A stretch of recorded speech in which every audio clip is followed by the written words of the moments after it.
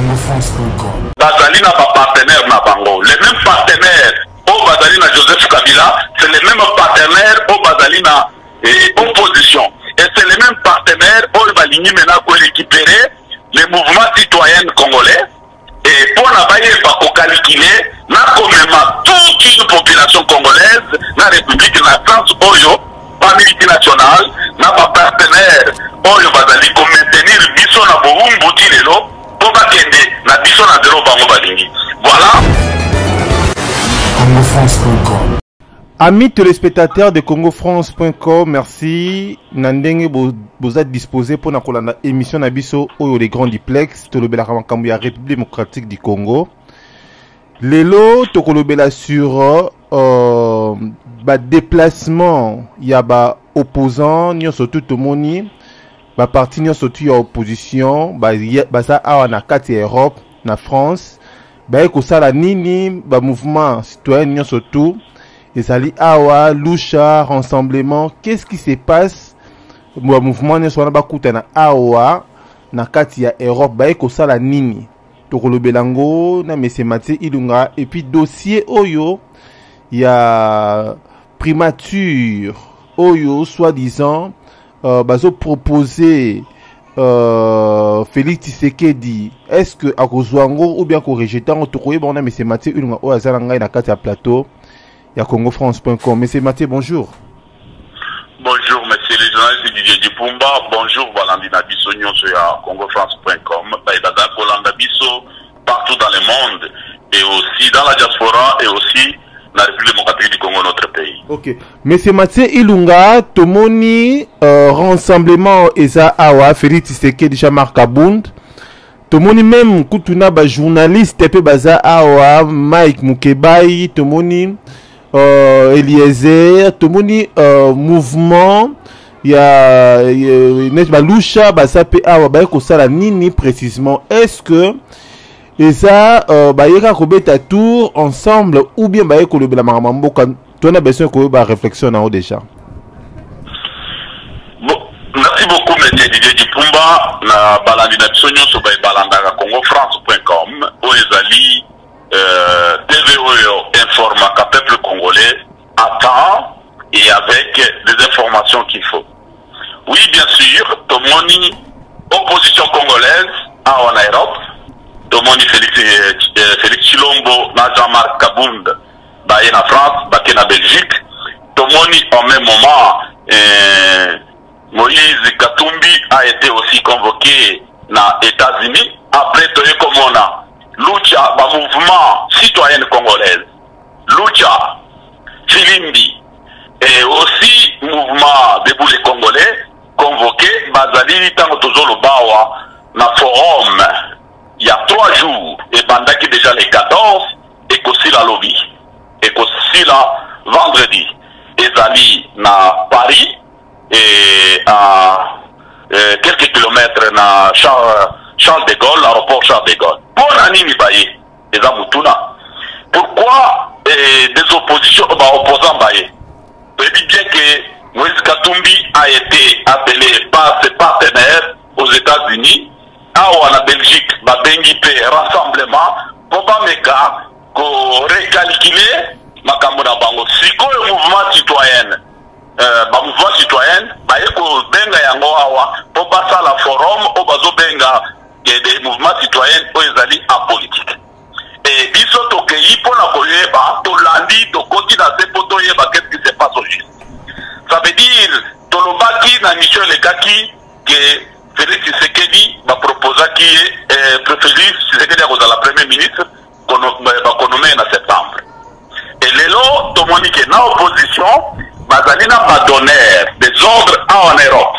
Et dans l'Europe centrale, et dans les États-Unis, Bazali n'a pas partenaire na bango. Les mêmes partenaires au Bazali na Joseph Kabila, c'est les mêmes partenaires au Bazali na opposition. Et c'est les mêmes partenaires au Baligny maintenant pour récupérer les mouvements citoyens congolais. Et pour la bailler pas calculer, na commémore toute une population congolaise, la République, la France, Oyo, pas multinationale, n'a pas partenaire, Oyo Bazali pour maintenir biso na bohumbu tilelo. Voilà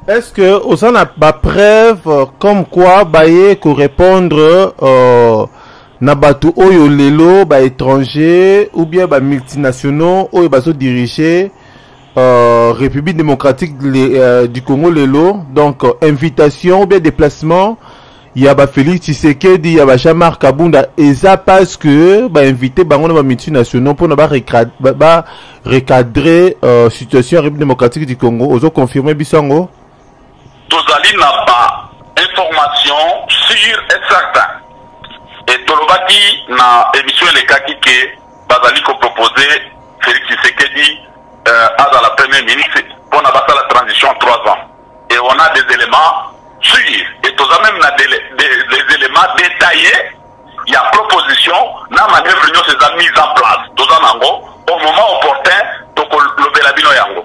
Maintenant, pour le mouvement citoyen, on dit que le mouvement citoyen, il faut que le mouvement moko indépendant, des politiciens indépendants, des partenaires étrangers et dans le mouvement purement citoyen. Et ce mouvement est ça la motion des citoyens, n'a agenda na bango propre. Ce qu'on dit mouvement citoyen moko et comme il n'a pas partenaires occidentaux, ce n'est pas les mouvements citoyens, ce sont les manœuvres de l'impérialisme. Au monde où est salamaki na Égypte, où est salaki na Turquie, et ce qu'on appelle na jargon, il y a un mouvement citoyen, Babengaka Yango, les révolutions orange. Ces révolutions orange a été mise en place par McCain avec l'Institut démocrate américain, avec des anciens officiers américains, avec des CIA dedans, des Bango Balingaki Kosala, qu'on renversait partout au Bango Balingaki, qu'on implantait plan la Bango américaine. Aujourd'hui, quand on va Mekaki comme Mekana Congo, on va sympathiser.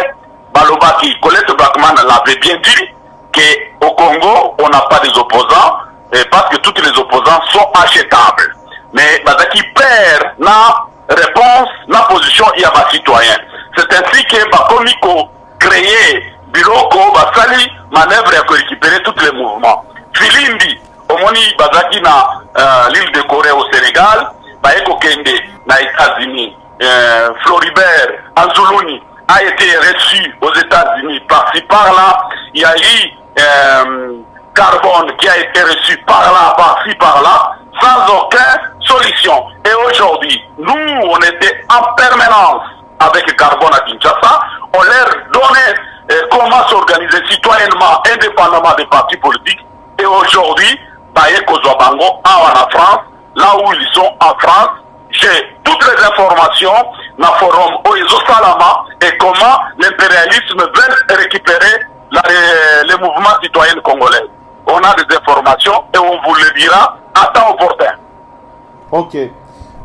Monsieur Mathieu Ilunga, par rapport au dossier Oyo, Biso Congo France, Tolobela Kango, déjà, ça fait déjà presque une semaine sur nomination, proposition à nomination à Monsieur Félix Antoine Chilombo, donc Félix Tshisekedi, pour la primature. Toebike, et ça là qui, Liboso, Bruno Nani, il s'appelle comment encore? Obachaki. Non, Moussousou, Sami Badi Banga. Arutaki, ressortissant, il y a IDPS, Tomoni Bruno Chibala. Lelo, Baso proposé Félix Tshisekedi na primature pour la transition Moko il y a 2 ans. Toka Kiliboso déjà Félix Tshisekedi Abimisaka idée Moko comme quoi transition sans Kabila. Déjà avant de répondre à la deuxième question nangai na lingi o répondre déjà la proposition wana Otomoni Lelo et commis déjà en actualité or biso batu déjà to font la kango na en ligne quoi. Voilà. Oui, monsieur Dipumba, il y a des propositions où il va péter na Félix Tshisekedi et va proposer il comme soit détail où il y a yango information claire et vérifiable et toujours on a source et les moments venus de kolobela yango et lelo Kabili alingi kosa la transition na Félix Tshisekedi. À mon avis, a divisé l'opposition, a divisé d'abord l'IDPS en nommant Badibanga et après économie Chibala a moniqué il n'y a pas toujours la solution, il y a les peuples qui sont debout. Occidentaux ba moniqué le peuple est debout, le peuple est déterminé, et le peuple est clair. Maintenant Balingi va nommer Félix Tshisekedi. Et Babengi est pour pas convaincre et pas impérialiste et pas Bazali comme maintenir Kabila au pouvoir. Babengi est pour pas convaincre. C'est ainsi que Baeko Benga na ba Lucha na Filimbi Baeko Kotape mouvement citoyen ya dokolo na kati et pour na bameka ko sangisa bango ko lamba pour la ko détourner peuple na combat. Or peuple congolais a fait Atelemi, il a déjà compris les choses, il a des gens qui sont debout déjà et Batuneti CongoFrance.com où Azali Kobele là tout le temps Azol Lobela Yango avant il y a que réveiller le peuple congolais. C'est-à-dire les manœuvres qui est là aujourd'hui, c'est de convaincre que ce qu'il dit, Félix Tshisekedi Andima, qu'on convaincre Lucha, Nazulindi, qu'on convaincre le mouvement Moussoussou pour la bande Mazelawana. Voilà ce qui se passe aujourd'hui. Maintenant, Tokoya a détaillé, les propositions détaillées et des propositions au Batali Félix Chilombo. Na au Batali Baomo politique Moussoussou. Na suite Nango, Tokoya Nango au moment opportun. Ok. Lelo, Soki Félix Tshisekedi a su poste wana ya ki premier ministre eko changer nini na kati ya République démocratique du Congo. Et Soki Félix Chilombo a su poste wana et Soki a su poste wana et ils ont des trahisons et des autres trahisons. Il y a peuple congolais et autre trahison à mémoire à Papa Naé parce que l'État où est-ce que Azo poste wana et toutes les choses se font dans les timings. Il y avait les timings qui étaient donnés. Ces timings-là n'étaient pas fixés parce que stratège ou partenaires occidentaux dans la Kabila, qui koluka moyen, il y a que converger na peuple mbalamoko na eloko balingaki. Mais comment on a que moyen zate ceux qui Félix Andimi lelo et ça veut dire qu'on pense il y a IDPS et Bakolina et na peuple Mobimba et à corriger l'autre côté à Teki Molimo nae. Alors ceux qui ont après à côté de Molimo nae, à Teka Yango et à comment on réaction au peuple congolais. Voilà l'autre ezali. Mais on attend voir. C'est l'information, on l'a eu, ils avaient fié, ezali crédible. Maintenant toujours de la tomona et l'autre parce que Babengi et Sikoyo à la photo et pas occidentaux pour pas convaincre. Babengi est mon côté, Babengi na Bafilimbi, Babengi na Lucha, Babengi na ba journaliste, Mike Mukebai et Élisée Tambwe. Tango Tozolo Bawa, Bazali à 30 km na aéroport ya Charles de Gaulle, na Toza même tina adresse, Bisika Bazali. Toyebi Makambezo Salama, mais Tokolo Bango au moment opportun. Voilà ce qu'on peut dire par là. Ok, mais tout mon mouvement outil qu'on s'est créé, il y a même pas 2 ans, il y a même pas 1 an, même pas 6 mois, mouvement, il y a syndicat de colo congolais, debout congolais comme ça, mais bon, on peut baquer na idéologie wana ou bien appel wana, il y a des multinationaux, oyolelo, ba bengisi, ba opposants surtout en France, en Europe. Syndicat de Colo, il n'est pas allé. Mais à Tindi Batunaye Bobayoka. Voilà l'information que je te donne. Syndicat lui-même n'est pas allé. À Tindi, quelques individus ont été bien pour pas qu'ils nous représenter et le Congo. Alors, le Congo est dans la Kambouyanzambe. Voilà, et Tokolo Bango n'a moment venu. Le syndicat lui-même n'était pas là.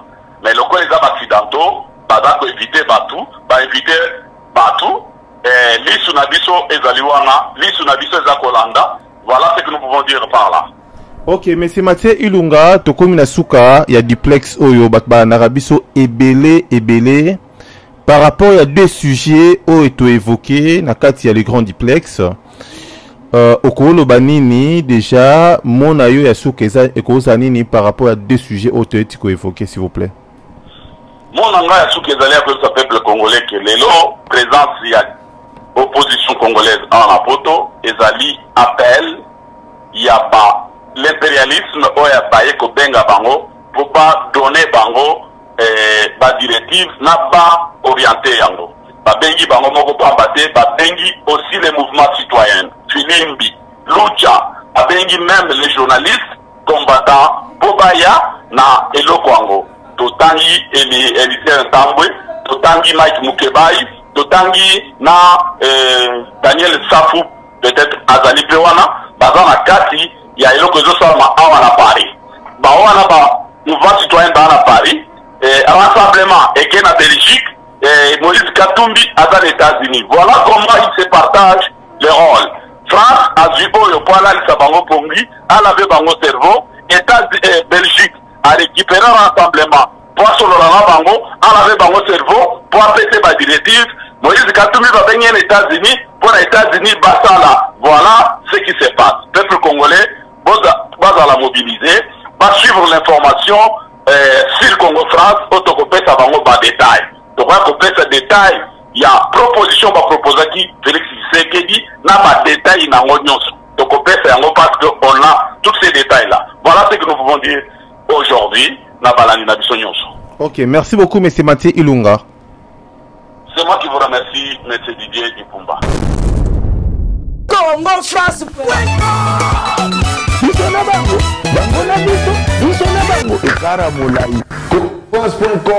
Site ya Kolo Masolo danger Masolo kitoko. Congo France.com